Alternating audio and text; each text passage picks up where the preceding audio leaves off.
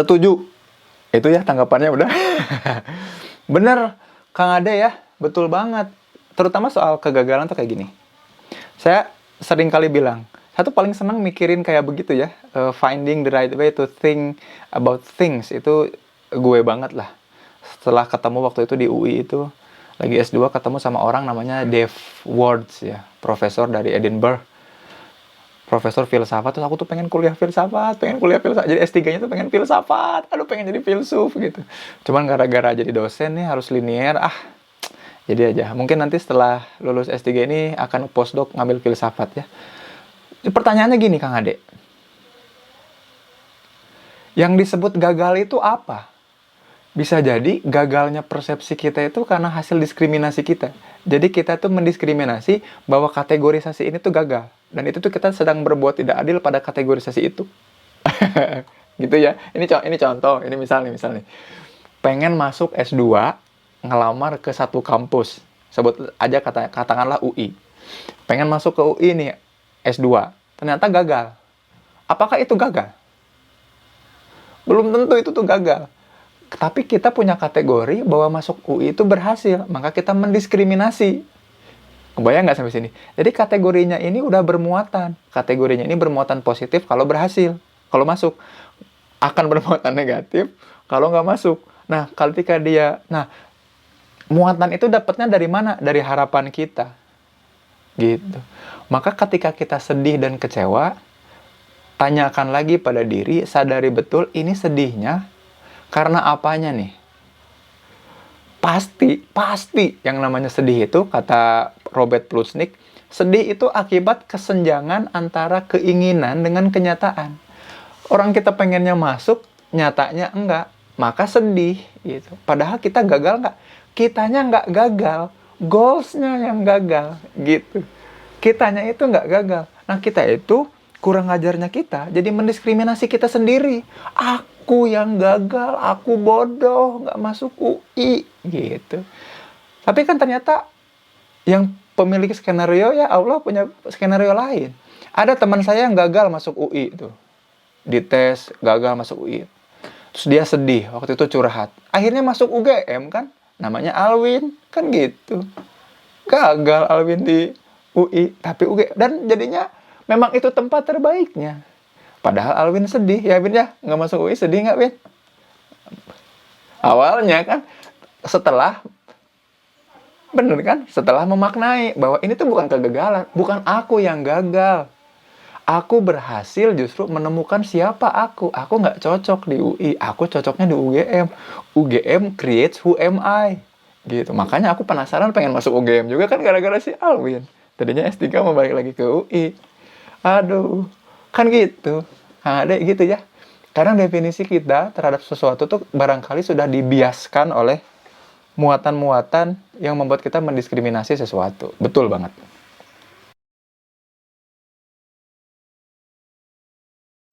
Oke. Itu bukan diskriminasi lagi, namanya itu error. Ya. Ketika kita melakukan gitu ya. Jadi, apakah ketika kita jadi diskriminasi ini bentuk atau cara kita memilih bahwa kita udah memilih kategorisasi tertentu, itu jadi error. Contohnya saya lagi main PS aja sama Alwin. Nggak apa-apa ya, contohnya Alwin terus ya. Saya kalau lagi sharing ini butuh korban bully. Kebetulan adanya Alwin atau ada siapa lagi ya yang bisa dibully. Main PS sama Alwin. Terus saya kalah. Saya kalah nih. Oke, saya mencari kategorisasi apa nih? Kategorisasi permainan yang bisa saya salahkan. Stick nih. Ini sticknya nggak bagus. Jadi saya kalah ini karena sticknya, bukan karena sayanya, gitu. Terus ya udah, kata Alwin, ayo Kang kita main bulu tangkis. Oke, main keluar, main bulu tangkis sama Alwin.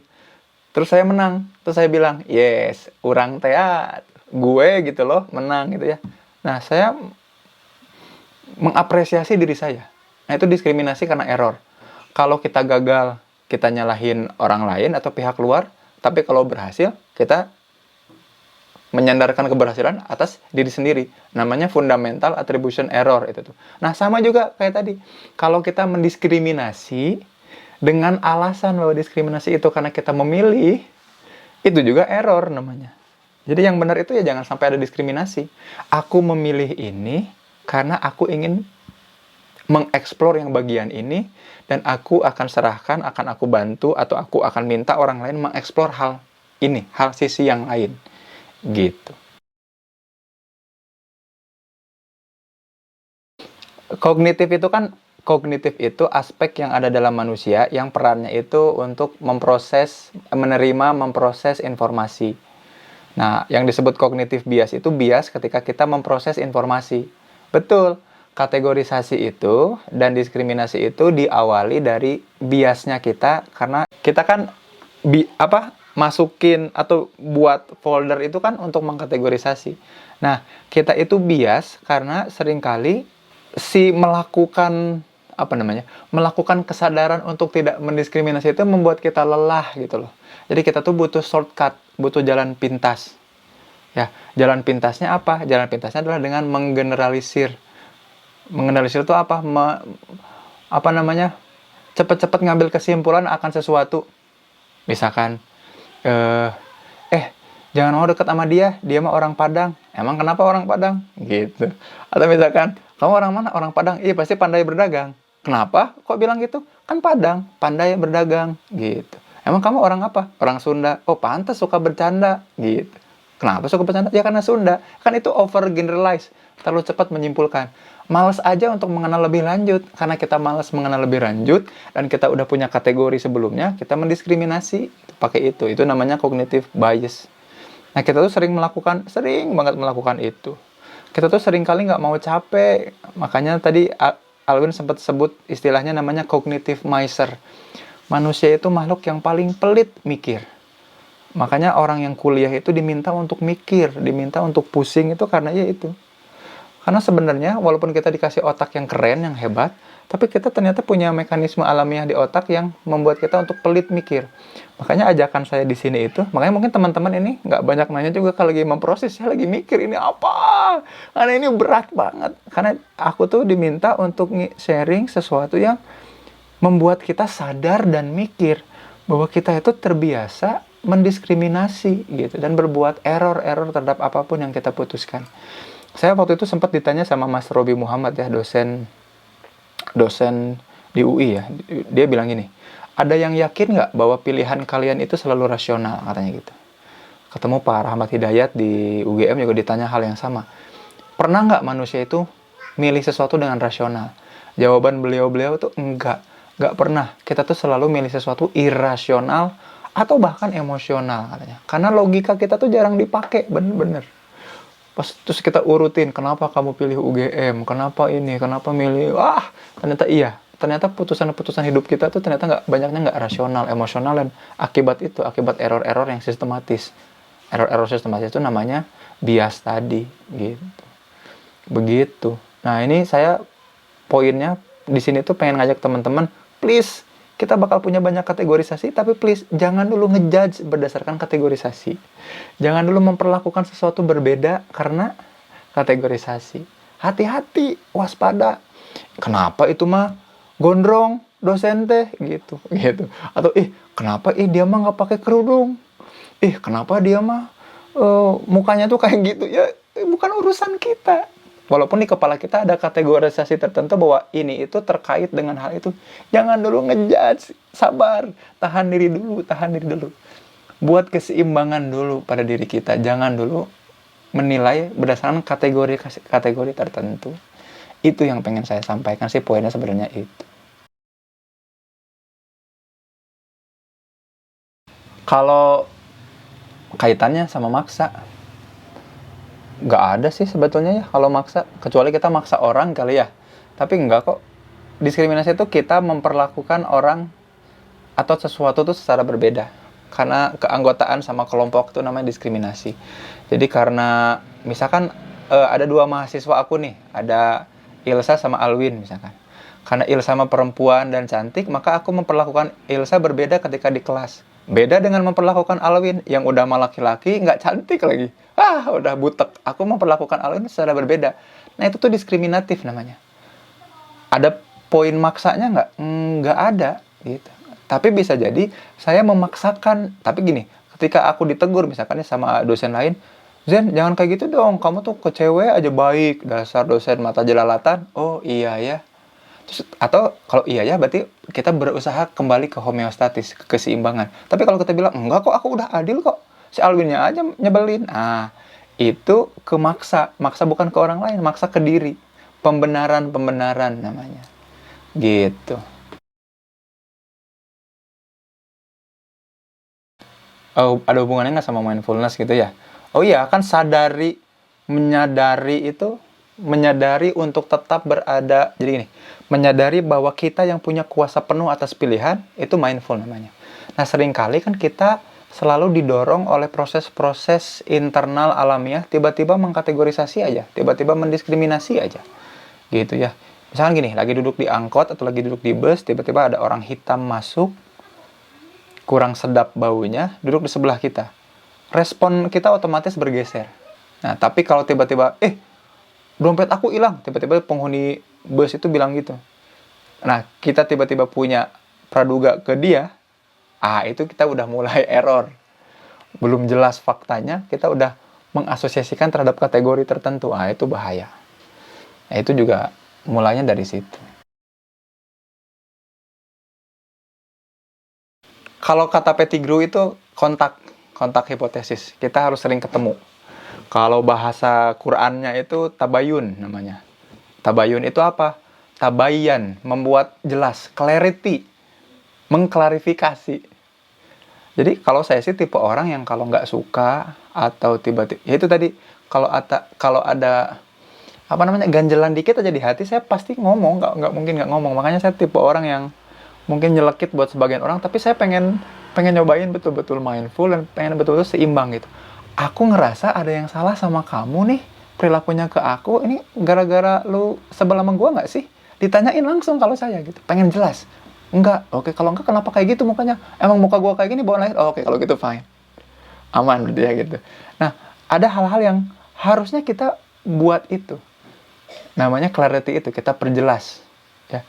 Jadi gimana cara menurunkan prasangka? Kita kontak, kita berinteraksi sama orang itu supaya jelas. Kalau kita berprasangka sama seseorang, kita deketin, coba berinteraksi. Gitu. Berprasangka sama si Anu, deketin, berinteraksi. Kalau bahasa Qur'annya itu memang diajarin fatabayan. Kalau kita terus-menerus ada di proses prasangka itu, kita akan kehilangan diri kita. Kehilangan diri kita itu apa? Jadi kontrol dirinya itu dikontrol sama prasangka, sama hal-hal yang nggak rasional. Nah, itu kontrol diri itu penting. Makanya selalu tabayun, selalu perjelas.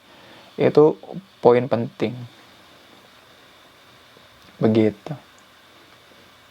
Langsung, kalau saya sih langsung labrak aja. Kalau nggak suka, labrak. Kalau suka, langsung labrak juga. Gue suka sama lu suka nggak sama gue? Enggak, oke, fine. Berarti kan udah jelas.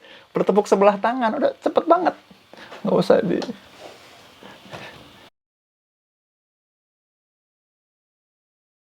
itu udah diskriminasi. Jadi mengkategorisasi itu bikin foldernya jangan dulu dikasih valensi itu artinya jangan dulu dikasih positif, negatif, baik dan buruk, jangan dulu dikasih itu.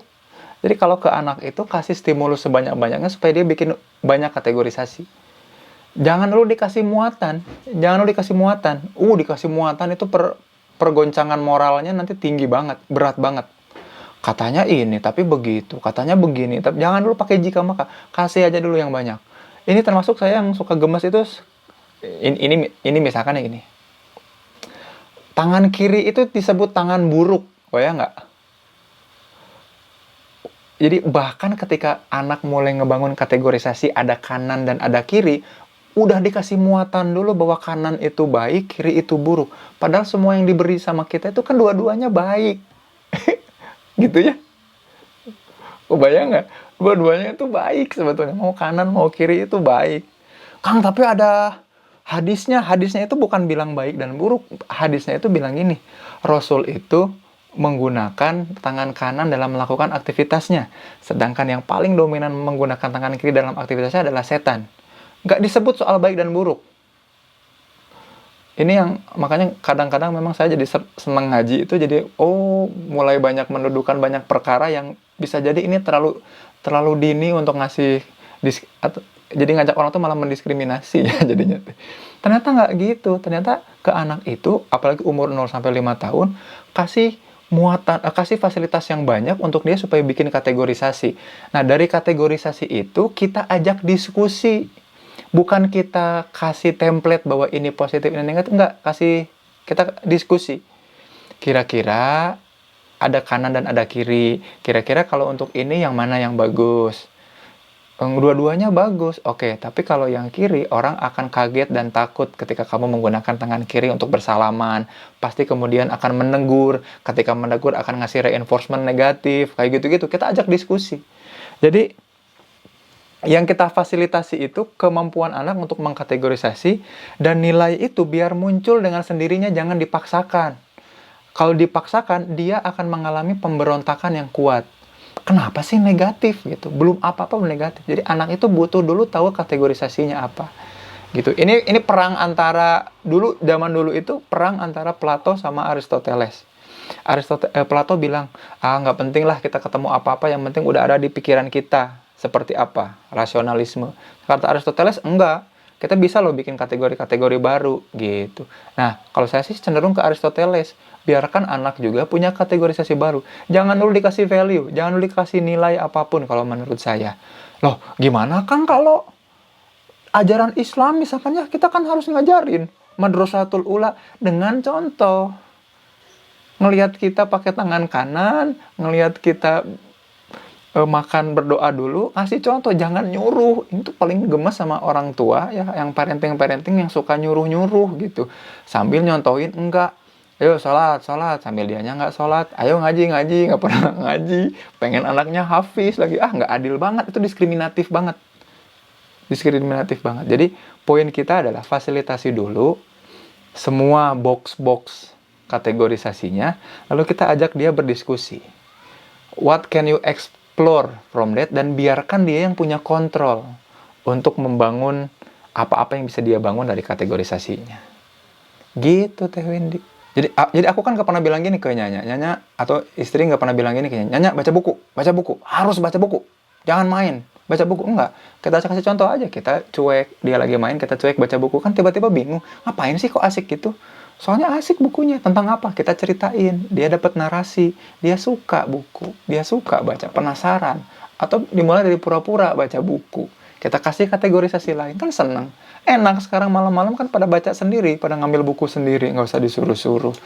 Kita aja yang nyediain buku. Nah, makanya penting untuk punya sosial media ya, biar di-endorse buku. Ada yang ngasih buku, alhamdulillah, endorse buku, kan lumayan. Gitu. Media sosial juga penting ya. Anak suka baca nih, ayo siapa yang mengendorse, kan gitu. Alhamdulillah. Nggak tahu, kita sebetulnya sama sekali nggak bisa tahu bahwa pilihan kita tuh rasional atau enggak. Nggak bisa. Setelah diambil, setelah melakukan, baru tahu itu rasional. Nah, kalau pertanyaannya gimana caranya supaya nggak mendiskriminasi, pastikan banyak opsi. Jadi, lack of option itu membuat kita krisis. Nah, di tengah krisis itu, kita harus selalu milih salah satu dan terpaksa dan akhirnya mendiskriminasi. Jadi, maksudnya gini loh. Ketika kita milih tanpa opsi, jadi kita milih, tapi milihnya tanpa opsi. Aku nggak punya pilihan lain. Itu namanya krisis. Ya, krisis itu jadi bukan langka, tapi kita milih tapi tanpa opsi. Aku nggak punya pilihan lain selain ngeiyahin tembakan kamu ketika kamu menyatakan cinta.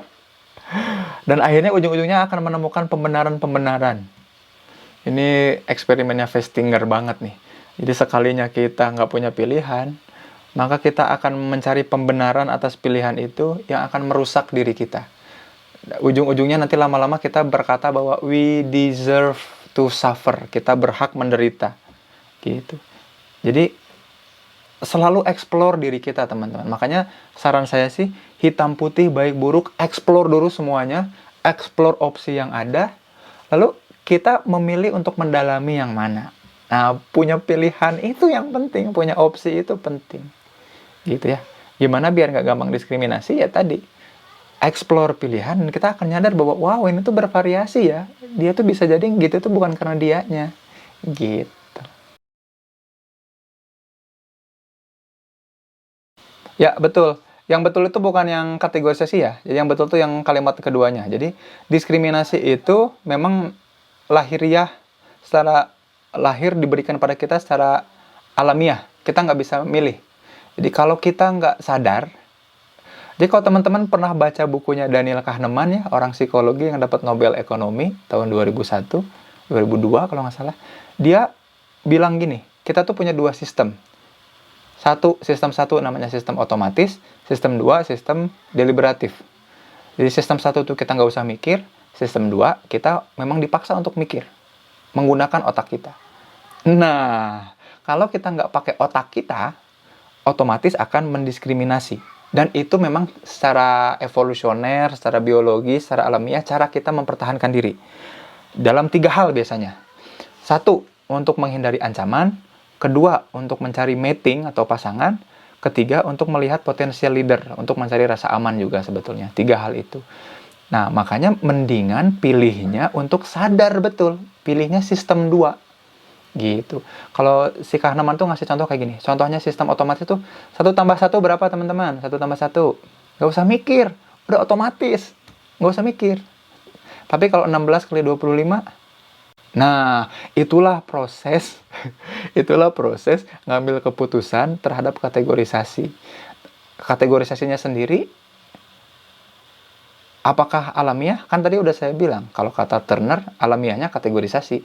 Tapi memilih untuk tidak diskriminasi dan mencari kejelasan, tadi tabayun tadi, mencari clarity tadi, atau kontak hipotesis tadi, itu yang justru memanusiakan manusia. Makanya menjadi seimbang di materi ini tuh justru yang memanusiakan manusia dan menghidupkan lagi kehidupan kita. Begitu.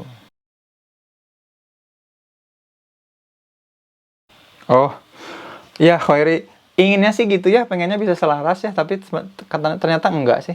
Ternyata kita lebih emosional. Makanya kenapa ketika gagal kita lebih mudah menyalahkan diri ya, lebih mudah menyerah dan lebih mudah merasa kita tidak berguna ketika gagal. Kan nggak ada tuh yang gagal bilang gini, yes, gagal. Wuhui. Nggak ada kan? Selalu setiap gagal tuh, atau minimal ada rasa duka mendalam di hati. Padahal sebetulnya secara rasional, secara empiris, gagal itu memang harus dihabiskan. Semakin sering gagal, maka kita semakin dekat dengan kesuksesan. Saya kasih contoh gini aja. Semua keberhasilan ilmiah pasti diawali dengan ratusan bahkan ribuan kegagalan. Salah satunya temuan bola lampu. Selalu disebut sebagai setelah percobaan ke-1000, akhirnya bola lampunya nyala. Kebayang nggak? Kalau siapa tuh yang nemuin lampu itu siapa ya? Edison siapa ya? Siapa ya namanya? Aku lupa. Yalah, katakanlah namanya Edison atau namanya Alvin aja. Alvin ini penemu lampu ya. Udah ke-1000 dia nemu lampu. Kebayang nggak kalau Alvin orangnya pundungan, emosional, dan di percobaan ke-700 bilang ini, udah aku mah gagal, aku nggak mau yang ini lagi, udah aku mah kayaknya bukan jadi penemu lampu, aku mah jadi tukang gombal aja aku mah gitu. Kita selamanya nggak akan punya lampu. Kebayang ya? Tapi kan itu secara ilmiah. Tapi kan kita nentuin goals emotionally, berdasarkan emosional. Maka ketika gagal, nggak nyampe sesuatu, juga otomatis secara emosional. Padahal secara rasional, justru kalau pengen nyampe tujuan, ya memang harus gagal. Minimal gagal melangkah, minimal gagal belokan, salah belok, gitu. Itu harus gagal. Nggak ada tuh keberhasilan yang nggak gagal. Makanya harus mulai. Jadi syarat utamanya tuh mulai. Tapi apakah harus rasional dan emosional? Nggak bisa sih. Kita sering kali lewat emosional. Tapi dengan kegagalan yang sering, dan kita bisa sadar betul, nggak mendiskriminasi, maka jadinya rasional. Gitu. Jadi rasional tuh diusahakan. Emosional mah udah nggak usah diusahakan. Gitu, Khairi Budiman. Gagal dulu deh, baru nanti rasional. Coba dulu, baru rasional.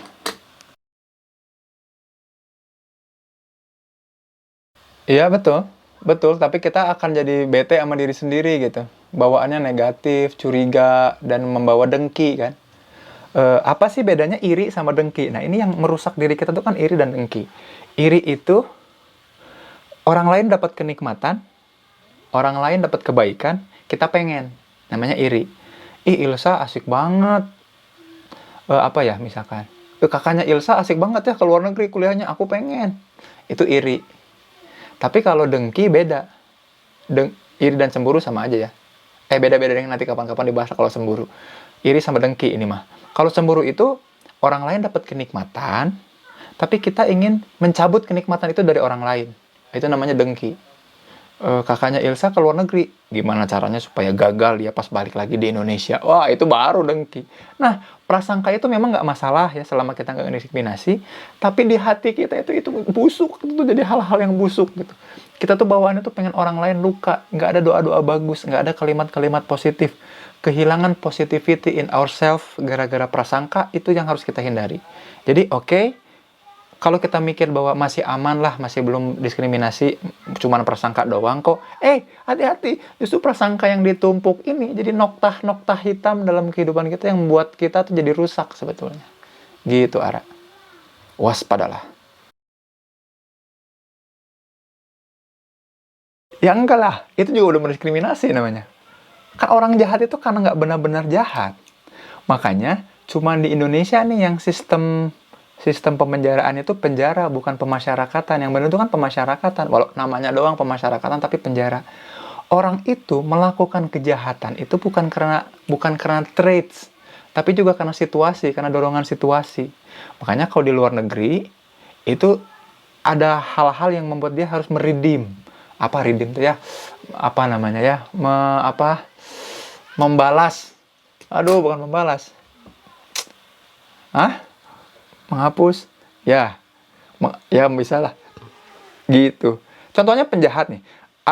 Susah sih ngejelasinnya gimana ya. Ini pakai teori moralnya Kohlberg aja. Kohlberg bilang gini. Kalau ada orang nyuri di sebuah rumah, baik apa buruk? Jawaban kita pasti buruk. Nyuri nggak boleh. Betul nggak? Nyuri nggak boleh. Oke. Sekarang ceritanya ditambah, kata Kohlberg. Level kedua. Orang ini nyuri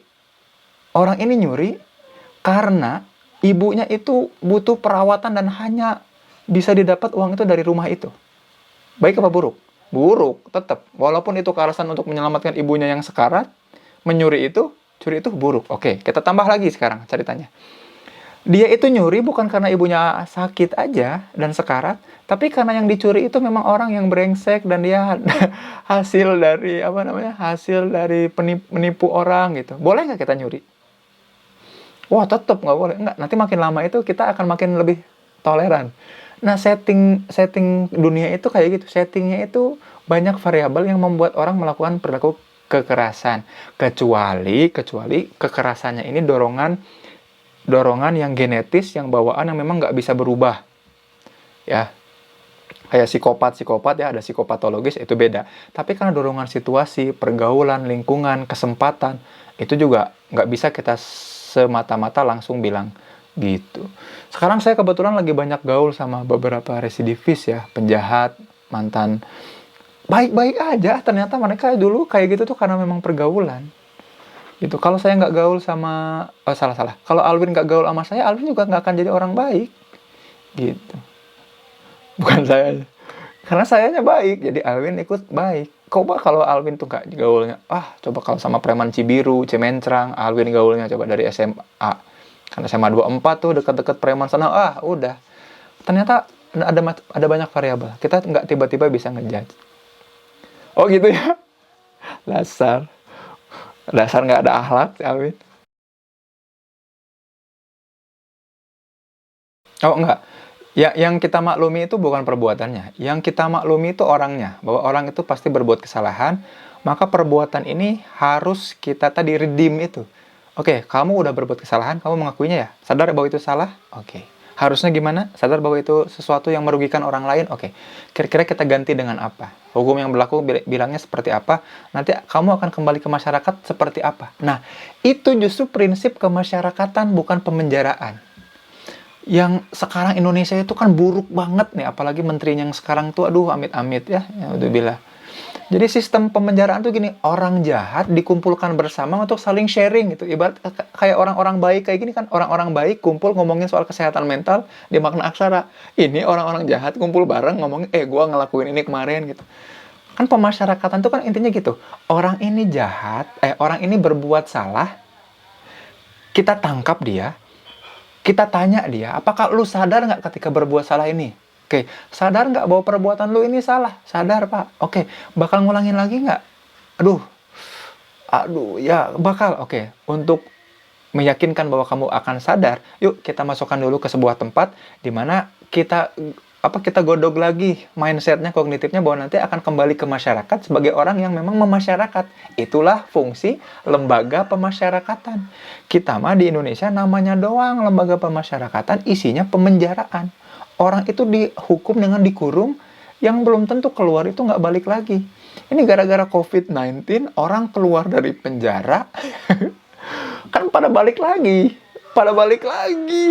Kan gemes, itu kenapa? Kan padahal udah diisolasi, kan enak gitu. Karena sistem kita masih salah. Makanya harus ngedukung, nanti saya akan nyalonin jadi menteri ya. Apa lagi? Enggak ada yang, males banget menteri hukum dan HAM ngomongin. Kadang-kadang suka ada salah yang mindset gitu. Makanya gara kita yang salah, karena juga salah kelola tuh hati-hati. Makanya waspada. Itu mindsetnya tuh kayak gitu. Hati-hati. Sebenarnya kalau berusaha memahami, nanti kita jadi pusing. Karena kita nggak akan pernah paham orang lain sih sebetulnya. Yang jelas itu kita sadari betul opsi-opsi pikiran kita, opsi-opsi diri kita. Kita dijahatin nih. Jangan nanya, kok aku kenapa ya dijahatin? Kok dia bisa jahat itu ya? Enggak, tapi kita fokus ke hal-hal yang ada dalam diri kita. Aku dijahatin nih. Apa yang harus aku lakukan ya? Gitu. Nah, terus nanti mikir, opsi apa yang bisa aku lakukan? Nah, dari opsi ini ada konsekuensi apa? Membawa manfaat buat aku nggak? Bawa manfaat buat dia nggak? Gitu. Nah, ini gara-gara cara mikir ini, ya aku juga kalau naik mobil jadi lebih bager ya. Biasanya atau naik mobil lagi naik motor, ada yang nyalip dikit aja ya. Kurang ajar, aku susul, aku tendang nih. Padahal kan dipikir-pikir lagi, ngapain ya? Aku disalip orang, apa yang harus aku lakukan? Yang nggak masalah ya, orang yang nggak masalah kan, sebetulnya kan nggak masalah. Dia jahat sama aku, bisa jadi karena harapan aku ke dia bahwa dia itu bakal baik sama aku, tapi dia ternyata jahat. Oh, ini soal harapan ternyata. Kenyataannya nggak gitu. Oke, tapi tetap harus membuat kita tetap berbuat baik kan sama orang lain, gitu. Kebayang ya? Kita harus tetap punya opsi itu. Betul. Apalagi kalau kritis, jangan sampai kritis ya. Tapi kita juga suka salah mendefinisikan kritis ya. Kritis itu kan kritain, masih bisa memilah. Jadi kritain itu caranya Aristoteles. Jadi Aristoteles itu yang bilang, yuk kita kritik. Kritik itu artinya kita kritain, kita pilah, kita kategorisasikan. Itu namanya kritis. Jadi nggak apa-apa kalau kritisnya itu mengkategorisasikan. Itu bagus justru.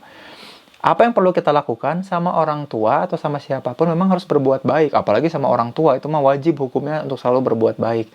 Tapi di tengah sistem atau lingkungan yang tidak mendukung kita untuk mempunyai banyak opsi, ya kita harus jadi orang yang disebut dengan minority influence itu, kalau kata Moscovici.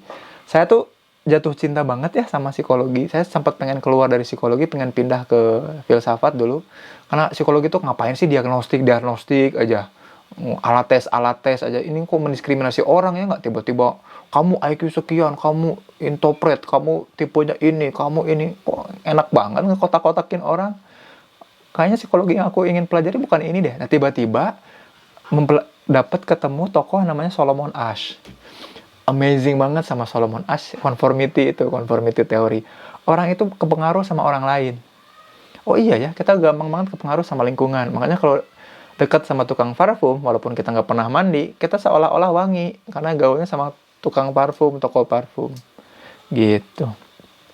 Tapi ternyata ada sanggahannya, ada lawannya. Jadi seolah-olah dengan adanya teori Solomon Asch ini, seolah-olah kita tuh nggak punya kuasa di tengah lingkungan yang tidak mendukung. No, ternyata ada tokoh lagi namanya Moscovici, Sergei Moscovici. Dia punya anak yang sempat jadi menteri ya di Prancis, namanya Pierre Moscovici. Itu punya penelitian namanya minority influence, yaitu orang yang menunjukkan bahwa dirinya berbeda dan memiliki idealisme dan konsisten dengan idealismenya, tapi tetap memperlakukan orang lain dengan baik dan mulia. Itu namanya minority influence. Jadi ketika orang bilang gini, aku nggak gitu, aku yang ini aja nggak apa-apa ya. Gitu. Aku nggak gitu, aku gini aja nggak apa-apa ya. Tetap jadi minority influence. Nanti lama-lama kita yang justru mempengaruhi orang lain. Gitu. Minority influence inilah yang justru banyak ngaruh sekarang itu kan ya. Orang nggak suka alisnya dirubah-rubah. Aneh banget kan ketika ada pertama kali orang alisnya digambar-gambar, dirubah-rubah. Tiba-tiba semua perempuan di alisnya dirubah-rubah. Dulu hush puppies, nggak ada yang mau pakai sepatu hush puppies. Apa sih? Anak kecil banget. Sepatu Converse, apa sih? Bahan kanvas kayak gini. Tiba-tiba ada seorang pebasket yang pakai tahun 70-an, 80-an. Wilt Chamberlain, semua pada pakai. Minority influence, konsisten dibilang gitu. Ya, ini juga gondrong, asalnya seorang sendirian gondrong. Lama-lama ada beberapa orang pada ikut gondrong, dimarahin aja yang minority influence ya. Kayak gitu sih. Kita mulai dari diri kita. Kita mulai ngasih contoh. Jadi syaratnya adalah ngasih contoh dan ngasih contoh, bukti dan konsisten. Contoh, bukti, konsisten, contoh, bukti, konsisten. Jangan lewat omongan. Orang bakal kebal lewat omongan. Kasih contoh. Contoh konsisten, contoh konsisten, contoh konsisten, contoh konsisten. Bukan cuma gak mempan, dia malah jadi antipati sama kita. Masalahnya sih itu. Kalau kita ngomong, orang itu malah attitude inoculation namanya. Dia makin kebal sama apa yang kita omongin, makin gak percaya sama kita. Tapi kalau kita ngasih bukti, makanya kan pernah ada quotes ya, kalau kamu sudah sukses dan kaya, bahkan kentut atau omongan sembarang kamu pun jadi quotes, katanya gitu. Ya makanya memang gak ada cara lain, memang lewat contoh dan bukti yang konsisten. Oke, ada mindsetnya, bukan toolsnya ya. Kalau toolsnya nanti kapan-kapan di-share. Yang pertama itu, setiap kali berkolaborasi harus ada mindset di kita bahwa kolaborasi itu tidak pernah murni kolaborasi. Jadi ada dua hal yang pasti beriringan. Sama kayak dalam konsep psikologi Islam tuh ada namanya sabar dan syukur. Nggak bisa orang sabar itu tanpa syukur. Kayak gitu. Nggak bisa bersyukur tanpa bersabar. Nggak bisa. Nah, termasuk ini nih. Nggak bisa kita ngomong kolaborasi tanpa kompetisi. Jadi kalau ngomongin kolaborasi, nggak bisa melepaskan diri dari konsep kompetisi. Harus juga ada kompetisi di dalamnya. Makanya wajar, pasti di dalam kelompok yang berkolaborasi, masing-masing saling berkompetisi. Yang bagus itu kompetisi yang untuk masing-masing saling ngasih kontribusi. Dalam kolaborasi loh. Sama juga ketika berkompetisi. Bahkan ketika berkompetisi, mereka saling berkolaborasi untuk mengejar sesuatu. Kan gitu. Itu nggak bisa dipisahin. Nah, mindset itu harus ada dulu. Itu satu. Yang kedua, kenapa jadi kolaborasi dan kompetisi itu adalah way atau cara kita untuk mencapai satu tujuan. Yang pentingnya itu bukan tujuannya, tapi way itu tadi. Ngapain? Jadi kapan? Saat ini, bukan nanti di masa depan. Nah, apalagi bukan di masa lalu. Kalau kita tiba-tiba punya prasangka yang kemudian membuat kita recall atau ingat masa lalu, aduh, mending bubar aja deh. Mending jangan ikutan kelompok itu. Bubar aja. Benahi diri dulu dah. Fokus ke hal-hal yang bisa diselesaikan sekarang. Jadi pertanyaan itu juga kan, harus gimana ya kalau kayak gitu? Jangan pakai harus gimana kalau kayak gitu. Tapi apa yang bisa saya lakukan saat ini? Dengan perasaan ini, dengan pikiran ini, dengan bayangan ini. Jadi jangan lagi mikir yang lalu. Jangan dulu terlalu jauh mikir goals. Jadi kalau terlalu jauh mikir goals itu nanti kita mikirnya 0 ke 100. Capek, jauh. Jangan. Mikirnya sekarang aja. Gimana caranya 0 ke 1 aja dulu. Gimana caranya 1 langkah aja dulu. Gitu ya. Jadi, aduh pengen jadi selebgram. Nanti tuh enak, followernya ada banyak, ada ratusan ribu. Aduh, nambah 1 aja bisa nggak? Diapain nambah 1? Atau jangan nambah 1 deh. Posting 1 aja dulu. Jangan dulu. Ya kan mikirin selebgram tuh mikirin endorsement-nya, follower banyaknya. Itu goals. Jangan mikirin nanti. Mikirinnya sekarang. Kalaupun mau mikirin, jangan mikirin nanti, mikirin sekarang. Nah, yang parah itu kalau mikirin yang kayak gini nih, mikirin masa lalu, berarti there's something wrong dengan cara berpikir kita. Stop itu, buru-buru stop. Langsung aja pikir saat ini, oke, kalau gitu gue harus ngapain? Harus ngerjain apa? Gitu. Harus dipaksa kalau itu. Harus kerja. Ya, betul, harus sekarang. Kita nggak tinggal di mana-mana selain sekarang sih. Kalau ngomongin lalu dan depan, aduh nggak akan ada habisnya kita, capeknya.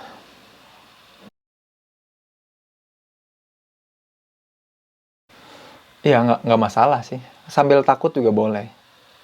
Kan perasaan itu nggak penting-penting amat ya. Kalau di action itu perasaan itu, ya kalau saya sering tetap action. Kan kayak saya ngasih tugas ke mahasiswa kan juga gitu. Capek Pak. Ya nggak apa-apa sambil capek. Males Pak. Ya sambil males ya nggak apa-apa. Kan dosen juga nggak peduli. Lu mau sambil bahagia, sambil jatuh cinta, sambil rindu, sambil males. Tugas beres. I don't care about your feeling. I care about your result. Gitu. Nah kita juga biasakan kayak gitu. Walaupun rugi loh. Menjalani hidup, feelingnya nggak bagus.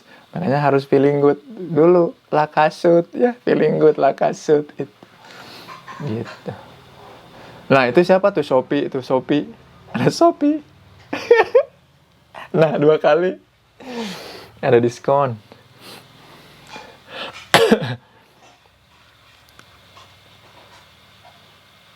Kesulitan untuk mencintai. Bahaya. Kalau kesulitan untuk mencintai, susah untuk ngasih manfaat, energi. Udah rusak energi kita.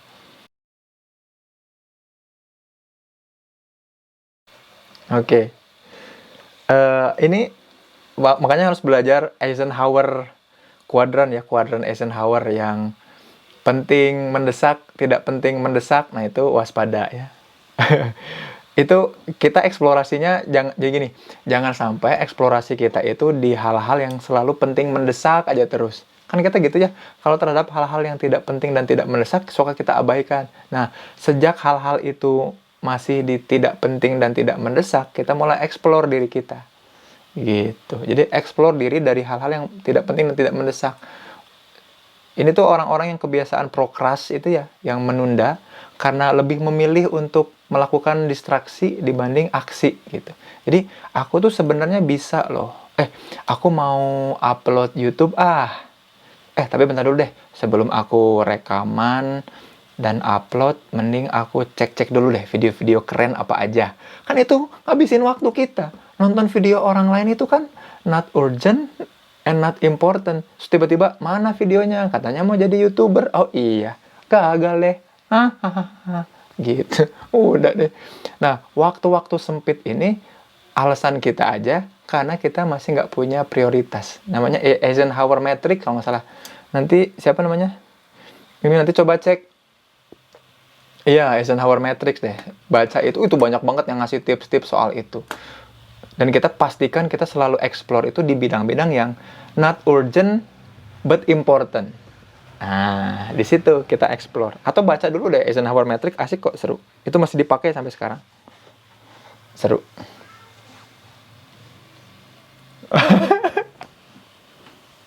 Wah, itu. Kalau aku rajin banget ngerjainnya yang dibimbingnya, yang sama dikasih feedbacknya nih, yang waduh, suka ngeri.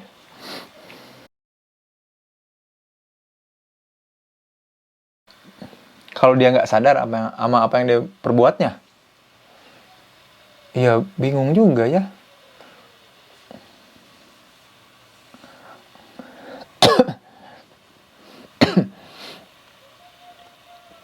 Oh iya, oke. Oh, kalau kita nggak sadar apa yang kita perbuat, iya bukan pemakluman, betul, kita harus maksa diri sadar. Jadi gini, apapun yang harus kita lakukan, jadi saya sering ditanyain gini, Kang, orang yang idealis tuh yang kayak gimana?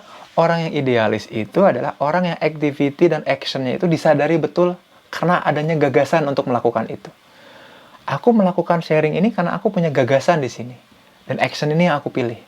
Jadi idealis yang orang paham itu orang-orang yang kekeh sama satu hal, padahal itu bukan idealis namanya keras kepala. Saking nggak sadarnya sama apa yang dia lakukan, dia keras kepala sama hal itu. Itu namanya pemakluman dan pembenaran. Betul, Ika. Betul. Harus sadar. Gitu.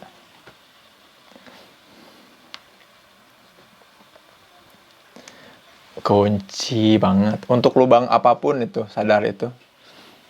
Kan manusia tuh memang ada itu fungsi awareness, akal sehatnya untuk awareness itu, kesadarannya.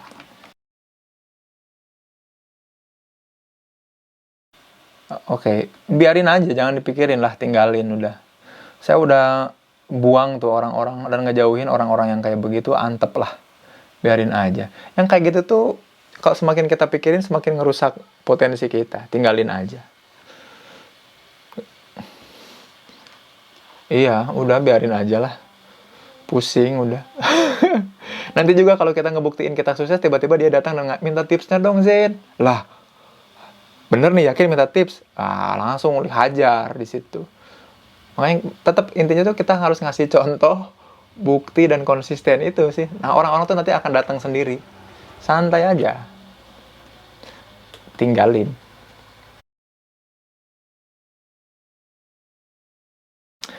Ya, apa sih yang paling ngebedain kita sama makhluk lain ya? Kalau saya sih ngitung-ngitung dan literatur review tuh ada 2 yang besar. Walaupun nanti ada banyak lagi yang lainnya yang membedakan kita sama makhluk lain.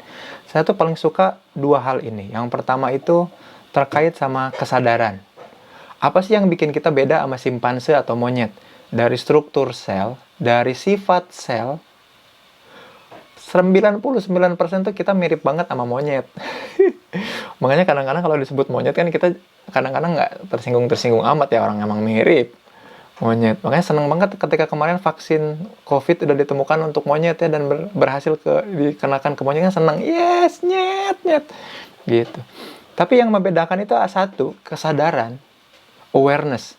Apa itu awareness? Menjadikan diri kita sebagai objek atas apa-apa yang kita pikirkan. Jadi let it go, let it flow itu kurang tepat. Yang penting aware. Sadari dulu and let's go. Gitu. Sadar and let's go. Sadar and flow. Itu yang pas. Jadi yang pertama sadar dulu. Karena monyet nggak punya awareness. Nggak pernah menjadikan diri dia sebagai objek. Gua tuh kayak gimana orangnya ya? Andai ada monyet yang kayak gitu aja, kita mungkin seperti di sequel-sequel film Planet of the Apes ya, hancur kita. Tapi kan nggak kayak gitu. Nah, yang kedua, interaksi.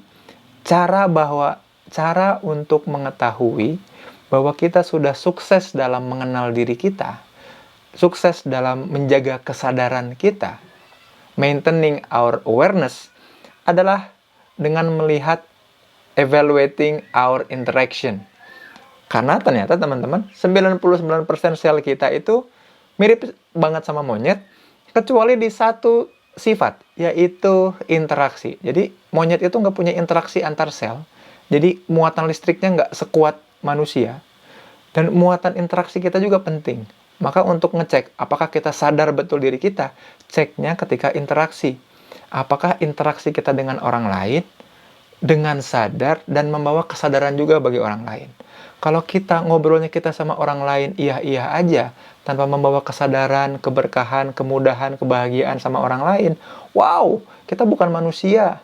Kita masih seonggok daging yang berjalan dan berpikir dan merasa, tapi nggak ngebawa apa-apa. So, saya titip banget untuk maintaining balance, untuk menjaga keseimbangan antara kategorisasi dan tidak mendiskriminasi. Tolong jaga baik 2 hal itu. Kesadaran saat kita sendiri, dan membawa kesadaran itu saat kita berinteraksi. Itu, Il. Thank you ya teman-teman yang udah merendahkan hatinya, juga pikirannya untuk mau menyimak dan bertukar pikiran. Thank you so much. Thank you.